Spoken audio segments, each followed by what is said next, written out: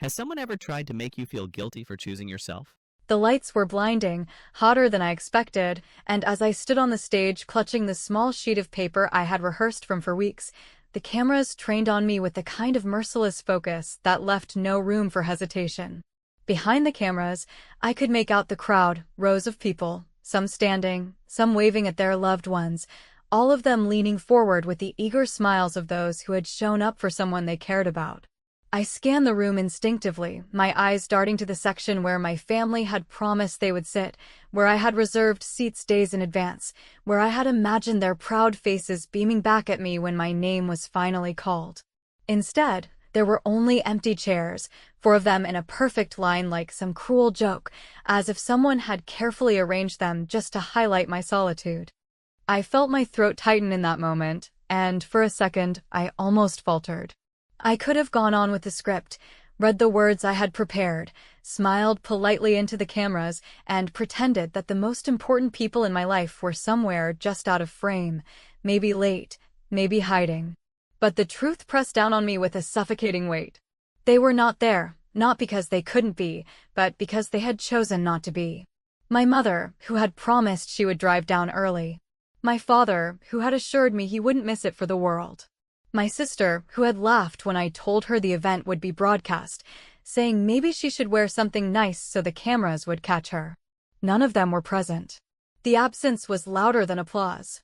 So I did what I never thought I would do. When I reached the podium, I looked not at the paper in my hand, not at the faces of the strangers who were clapping, but directly into the broadcast camera, that unblinking black eye that I knew was feeding live into living rooms across the state. And instead of giving the neat little speech about hard work and gratitude, I let the words fall out, sharp and unpolished. To the people who weren't proud enough to show up, don't text me now. There was a murmur in the audience, a ripple of confusion, but I didn't flinch. I delivered the rest of my remarks with a calm, almost icy precision, my heart hammering as if each word was both a wound and a weapon.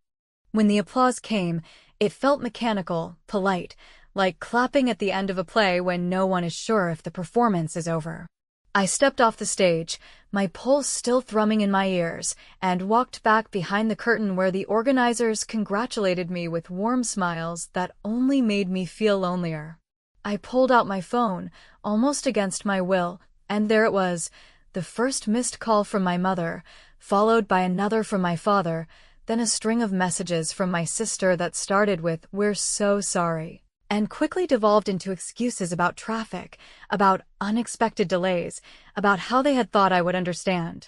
Understand what? That every milestone in my life had to be weighed against their convenience? That their time was always more valuable than my effort? I stared at the screen until the words blurred, and I remembered every other moment that had felt like this. My birthdays that slipped by unnoticed, my graduations where they had cheered louder for someone else's child, the holidays where my seat at the table felt like a formality rather than a place of belonging. Their absence tonight was not a mistake, not a mishap, but the final confirmation of a truth I had been circling for years. When it came down to it, I was never their priority. As I walked through the crowd, people stopped me, some congratulating me warmly, others whispering about my words on stage, their eyes wide with the thrill of someone daring to speak the unspeakable. A woman I barely knew squeezed my hand and whispered, "That was brave," and I smiled faintly, though I wasn't sure if it was bravery or just exhaustion boiling over into something reckless. Outside, the night air was cold, the kind of cold that clears your head and makes every sound sharper. My phone buzzed again and again in my pocket, and I let it. By the time I reached the car, there were already over a dozen missed calls and twice as many texts, a chorus of desperate attempts to rewrite the narrative that had already been broadcast. I didn't answer. I sat in the driver's seat, the silence around me broken only by the distant hum of the city, and I stared at the black screen of my phone as if it held some secret I hadn't yet uncovered. Maybe this was the beginning of something irreversible. Maybe I had finally crossed the line between being their overlooked daughter and being the one who no longer cared enough to chase them. My hands trembled as I turned the key in the ignition, the car engine rumbling to life, and for the first time in years, I felt a strange mix of grief and freedom. What none of them seemed to realize was that their absence had given me something I never expected: permission. Permission to stop waiting for them to change, permission to stop begging for the crumbs of their pride, permission to finally write a story where I didn't play the role of the forgotten one. As I pulled out into the night, the phone buzzing relentlessly beside me, I knew this was only the beginning. Because if they thought one speech was the end of it, they hadn't yet seen what I was capable of when the silence of empty seats turned into the loudest statement I had ever made. By the time I reached my apartment, the polite congratulations from strangers had faded into the dull ring of the elevator and the stale hallway smell of takeout that always lingered near my door. And when I finally set my keys down on the counter and let the quiet expand, the phone lit up again with the relentless insistence of people who had decided that their absence could be patched with a paragraph of excuses sent after the cameras were already off and the confetti was already being swept away by someone paid hourly. My mother's first message arrived wrapped in gentle punctuation and the kind of soft tone she uses when she wants me to agree that something painful is just a misunderstanding, a paragraph about traffic that somehow stretched for blocks, about a detour that would have moved mountains, about a headache that apparently could only be cured by not being seen in a chair with my name taped to it, and when I scrolled down I found my father's terse voice, a neat stack of phrases about business running late and obligations that could not be moved, followed by my sister's breathless novella about a last-minute crisis involving a lost earring and a dead phone, which would have been almost funny if I had not already spent a lifetime laughing to soften the blow of being forgotten.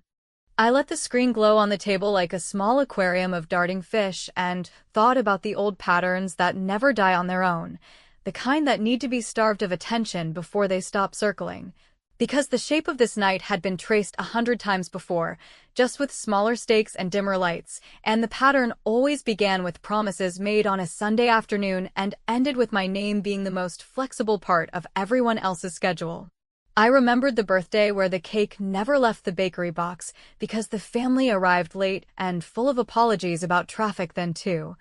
The graduation where my mother took a photo of another girl in my robe because from the back we looked similar and my father said it was close enough. The holiday dinners where my chair felt like a courtesy seat on a bus, available until someone more important needed it, and I realized that tonight was not a plot twist, but a finale I had rehearsed. Without knowing it.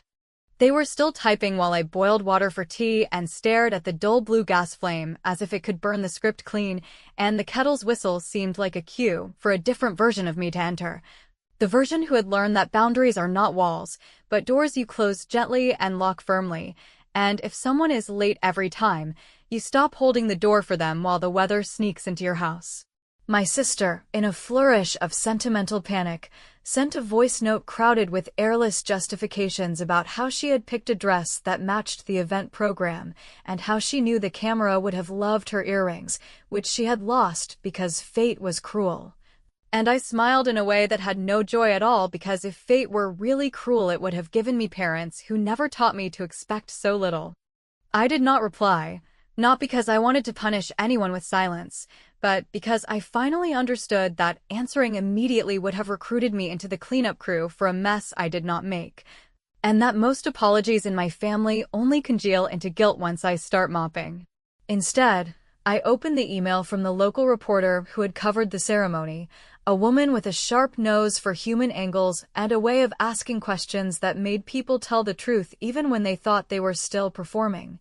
And I attached the official recording of my speech along with a single photo of the row of empty seats where my name tags were still taped, the paper curling at the edges like it had been waiting for a breeze that never came. I typed a simple caption that said everything without spelling it in neon, a line about how sometimes the loudest part of a celebration is the silence from the people who were supposed to be there, and I hovered over the send button while my phone continued to vibrate with incoming pleas, each one more elaborate than the last, each one insisting that I understand things that could have been prevented by a half hour and a tank of gas. There is a kind of humor that arrives uninvited when you stop crying and start observing, and as I stood there with the kettle cooling and the steam sighing away, I thought of how my sister had once accused me of being dramatic because I felt things too intensely. while she built entire soap operas in group chats that did not include me, and the irony tasted a little bitter and a little sweet, like cheap chocolate eaten in the dark after a long day. My mother, playing the melody she knows best, suggested we plan a small family dinner to make it right, which would inevitably mean I would organize it, pay for it, and listen to a gentle lecture about not embarrassing the family on television again. And my father, who long ago perfected the art of sounding reasonable while being absent, advised me to keep this off social media, because people love to twist things, as if the camera had invented my empty row. I poured the tea and let it sit until the surface cooled into a mirror where my face looked steadier than I felt, and I thought about what revenge actually means when you are not trying to scorch earth, but to plan a life that does not rely on drought-resistant hope. And I realized that the most effective kind would not be loud or petty, it would be surgical and a little bit funny, like a boundary disguised as a punchline, the kind that leaves people unsure whether to be offended or to take notes. So I drafted a short post for my professional page, nothing messy, just the clip and a line about showing up being a love language that costs time more than money, and I attached the photo of those patient, empty chairs, and I tagged no one, and I named nothing. Because if people recognized themselves in the silence that was theirs to manage, that would not be my fault. When the email to the reporter finally flew, a little whoosh that sounded like breath held too long being released, my phone lit with a new number I did not recognize and a text that read like a drumroll from someone who did not bother with pleasantries. "We're producing the morning segment and we want you on it. Live," followed by a second line that wrapped itself around my ribs like a challenge and a promise. "We hear your family wants to respond on air. Shall we invite them too?" When I woke the next morning, the first thing I noticed was not the sunlight crawling reluctantly across the blinds, but the vibration of my phone, a restless tremor that seemed to have continued long after I had surrendered to sleep. And when I reached for it with a hand still heavy from dreams, I realized that the number of notifications was so large that the screen no longer displayed them as individual lines, but as a kind of rolling tide of mentions, messages, and missed calls. My words from the stage, that unscripted confession disguised as a reprimand, had been clipped, captioned, and shared across platforms faster than any official announcement could have traveled, and now there were strangers from different cities, different countries even, writing to say they had cried watching it, or that they wished they had once dared to do the same, or that they saw themselves in the empty seats more clearly than in the smiling faces of the audience that had actually been there. It should have felt triumphant, like a vindication of all the nights I had spent wanting someone, anyone, in my family to simply show up, but instead it carried the sour taste of irony. Because the one moment that finally drew recognition had come not from their presence, but from their absence. Scrolling further, I saw how quickly the story had snowballed into a narrative of neglect, the kind that news anchors love to recite with solemn faces. A young woman stood on stage last night and addressed the family, who failed to appear at her big moment. And there was my face, replayed between weather reports and stock updates, eyes steady on the camera as I carved my own family into villains. My inbox was swollen with interview requests, sympathetic notes from old classmates who suddenly remembered me, even invitations to speak at panels about perseverance and self-worth. As though I had become a spokesperson for the wounded children of unreliable parents. And beneath that flood was the quieter, sharper stream of private messages from my family themselves, who had shifted tactics overnight from excuses to panic, as though the tide of public opinion had jolted them into realizing that their absence was no longer a family matter, but a headline. My mother's texts carried the weight of rehearsed sorrow, written in the rhythm of someone who believes that tears transmitted through punctuation marks can erase a broadcast replayed thousands of times, and she begged me to call her before the neighbors, the congregation. And the relatives started asking questions she did not know how to answer. My father's tone was sterner, clipped, almost managerial, reminding me of the time he once called my heartbreaks inconveniences and told me not to confuse emotions with strategy. He asked me to de-escalate the situation, to decline interviews, to understand that what I had done on stage could damage the family's reputation, as if there had ever been one to protect. My sister, ever the performer in her own right, had chosen social media instead of direct messages, posting a carefully angled photo of herself with a caption that spoke of miscommunication and love misunderstood, which gathered likes from her friends who had no idea that the miscommunication in question was a set of empty chairs she could not be bothered to occupy. I read it all without replying, not out of cruelty, but because I realized that replying would place me once again in the orbit of explanations and reconciliations that had always revolved around them while I stood at the center, burning slowly. Instead, I drafted a single line for the reporter who had first asked for my recording, a line that was both answer and invitation. Yes, I'll speak, but not to correct anything. When her confirmation came within minutes, bright and efficient, I felt a jolt of clarity that was almost giddy, because for the first time in years, I was not responding to their story, but writing mine. Still, a strange coldness threaded through the day. Each time my phone buzzed with another stranger's encouragement, another broadcaster's request, another friend's late arrival to the parade of solidarity, I wondered if victory always carried this quiet ache. The knowledge that justice gained too late can feel almost like a second betrayal. The irony gnawed at me, that I had finally found the stage I deserved, but the applause came not from the people I once begged to listen, but from an audience of strangers who would move on to the next story in a week. I brewed coffee and let it sit untouched as I stared out the window at the indifferent rhythm of traffic below, cars streaming faithfully toward destinations, and I thought about how rare it was for anyone in my family to arrive anywhere on time, least of all for me.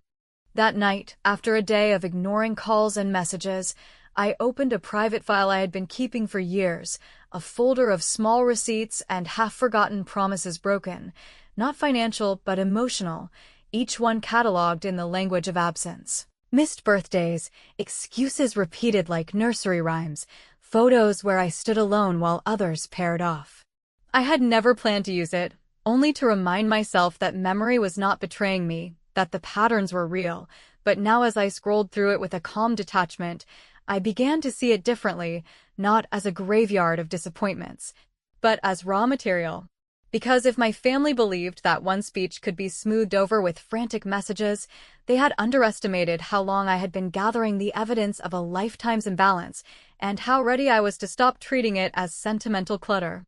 By the time the city lights blinked against the window like a restless pulse, I had already sent a second email, this one not to a reporter, but to a producer whose name had arrived that morning with a promise of national airtime. And I attached a single photo from the folder, cropped carefully so the details were subtle but undeniable, and I wrote only one sentence beneath it. This is not the first time the seats have been empty. As I pressed send, my phone rang again, the caller ID glowing with my mother's name, and I let it buzz until it silenced itself, because I knew that whatever apology she had prepared this time would already be too small, too late, and most importantly, no longer mine to accept. I said yes to the morning segment with the kind of calm that makes people think you have slept well and eaten better, and while the producer ran through timing and camera positions and whether I preferred to be seated or standing, I asked for something that made her pause with the pen hovering above her clipboard, because I wanted 3 empty chairs placed beside me on set, each with a clean card resting on the seat that read, in quiet block letters that would photograph clearly, reserved for people who keep their promises, and when she blinked and asked if I wanted names printed, I told her that I did not need the cards to do the speaking. The absence would handle that just fine. I kept my voice even, friendly even, because revenge dressed like politeness tends to walk into rooms without resistance, and I hung up knowing the image would land harder than any speech, not because it was cruel, but because it offered an invitation my family had declined so many times that their excuses had lost their accent. Then I opened my laptop and took a deep breath that tasted like the first honest inhale after years of shallow survival, and I began with my sister, not out of spite, but because she had always treated life like a stage managed by other people's unpaid labor. And last night she had posted a long caption about love being messy, attached to a photo that looked suspiciously like it had been taken the day before, judging by the brand signage in the background from an event she had begged me to. photograph for her, an event she had claimed ran late and trapped her in traffic on the very highway that would have brought her to my row of empty seats. I drafted a short, polite email to the brand's PR manager, a woman whose card I still had because my sister once sent me to pick up a gift bag she did not have time to collect. And I wrote that I was reaching out as a professional courtesy to provide clarity on timing discrepancies associated with a public post, since my sister's caption implied she had been elsewhere during the event hours the brand had promoted, and I attached a screenshot of her RSVP that showed she had left early to make a salon appointment stamped precisely during my ceremony. I did not accuse, I did not threaten, I simply offered the truth wrapped in tact, knowing full well that in that world reliability matters more than glitter, and within an hour I received a thank you for the heads up and a note that future collaborations were on hold pending internal review, which read to me like a graceful way of saying consequences had finally learned my sister's name. My father required a different touch, because he did not mind being disliked if it helped him maintain the appearance of control, and the only currency he respected more than money was reputation measured in plaques and programs. So I reached for the alumni office of the institution where he liked to boast that he had helped endow a small scholarship in my honor when I was younger. A story he told at dinners and fundraisers with a smile so convincing that even I sometimes believed it existed. And I wrote to the director with a warm, composed tone to ask whether there had ever been progress on that pledge, because I was prepared to complete the funding myself and would prefer the scholarship carry a different name if the initial donor was no longer committed. I offered to seed it modestly and included the language I wanted listed, a line that read, "The Show Up Fund, awarded to the student whose guests actually arrive," and I CC'd my father with a courteous note that if he preferred to fulfill his promise, he could take the naming rights, otherwise I would proceed by week's end. The reply came briskly and grateful, confirming that the pledge had never been finalized and that my contribution would establish the fund immediately, and the second reply, from my father, arrived minutes later with the brittle tone of someone who realizes the story he is told in public will now require paperwork, and I left his message unread because watching the status dots appear and vanish felt like the smallest, sweetest justice. A reminder that sometimes accountability does not need my attention to work. For my mother, I chose something almost gentle, because despite the ache she had sutured into me with years of small forgettings, I knew that her currency was community. And I also knew that she prized appearances in spaces where the price of entrance was simply being seen, so I arranged a donation to her church's outreach pantry in the amount I had planned to spend on a celebratory family dinner.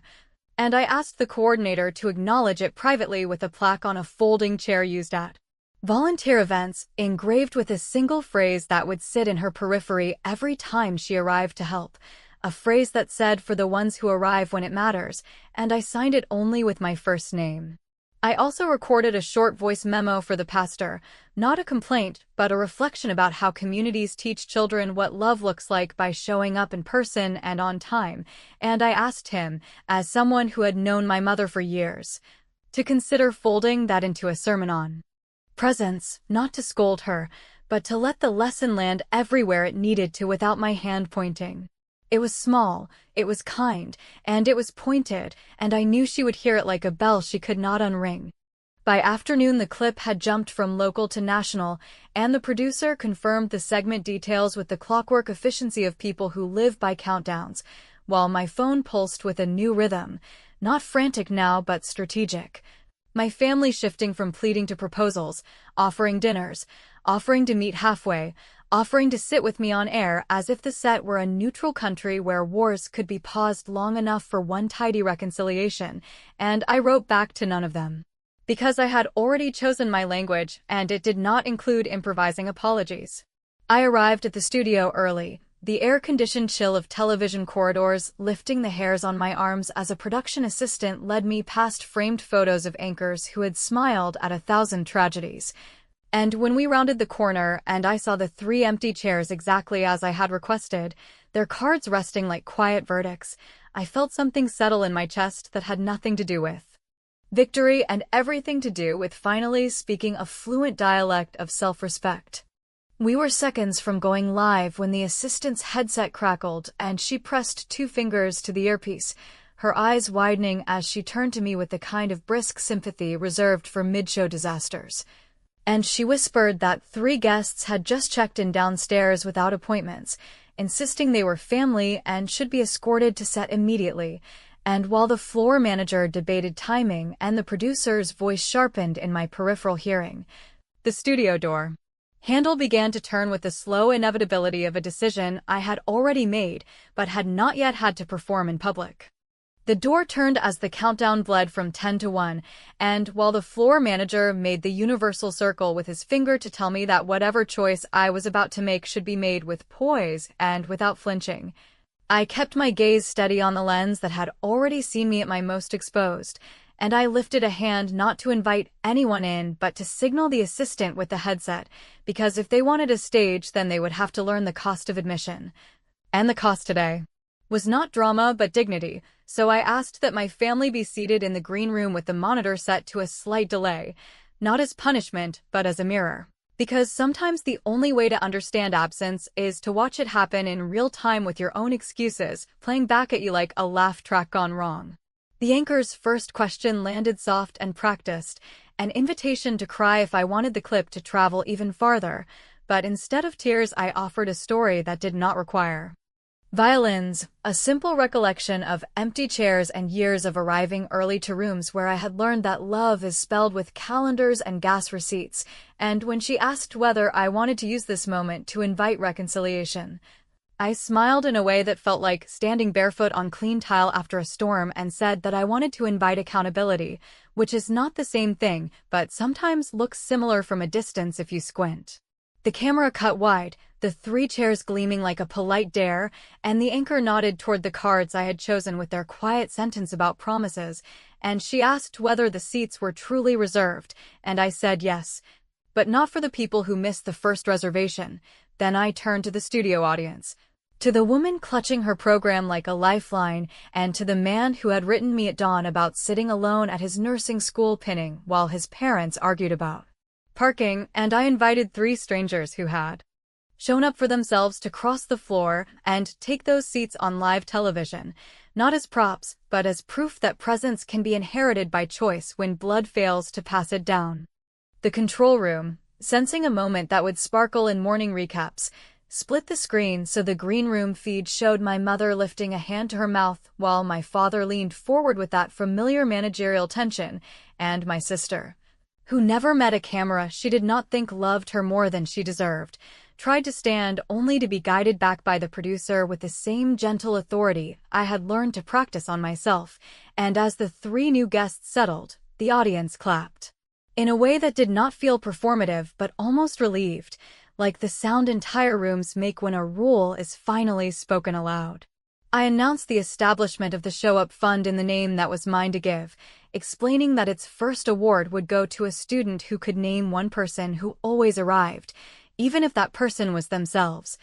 And while the anchor's eyes gleamed with the pleasure of a neat headline, I added the smallest twist of the knife that still felt more like stitching,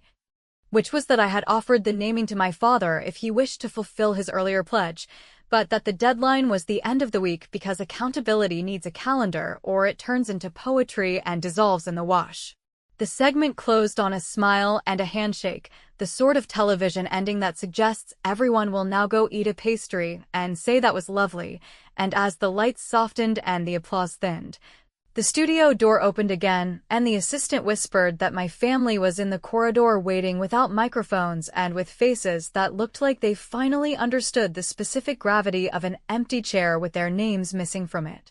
In the hallway they were smaller than I remembered, not in height or posture but in certainty, and my mother reached for me with the same hands that had braided my hair on school mornings and then let years slip without asking what I was building. And she said my name with a softness that usually made me excuse anything, while my father cleared his throat and began a sentence about misunderstandings that I had actually finished for him many times in the past, and my sister's eyes were wide with that glitter before tears that I used to confuse with remorse, yet the difference today was not in their script, but in my refusal to rehearse my old part. I told them, without heat and without hurry, that I would not be continuing any conversations in hallways or in comments or on camera, and that if they wished to speak they could each send me a single letter to be read without reply for a while. One letter that did not contain weather, traffic, or small illnesses. One letter that did not ask me to make it easier, and that I would decide in my own time whether letters can be bridges rather than parachutes. Then I handed my mother a small envelope that held a clean copy of the pantry donation and the photo of the folding chair with its quiet engraving, and I handed my father a printed confirmation of the fund with a line marked deadline. And I handed my sister a graceless kindness in the form of a list of brands that still liked her work, because not all consequences need to be ruins. To be real. I left them in the corridor with the exit signs humming their relentless directions, and I walked out into a city that had not changed simply because I did. And my phone chimed with a new message from an unknown number that opened with a childhood nickname I had not heard since the summers when showing up was as simple as walking across a yard at dinner. And I stood under the awning while a soft rain began to fall in the exact rhythm of applause dying in another room, and I thought about keys and doors and how silence can be a locked thing or a room finally free of shouting, and while the driver pulled to the curb and the studio's glass reflected a version of me that looked more finished than I felt, I slid the phone into my bag without opening the message and told myself that not every cliffhanger is cruel, that some are just places where the story breathes before deciding whether the next scene should begin with a knock, or with the quiet of a home where the table has exactly as many chairs as the people who will actually sit.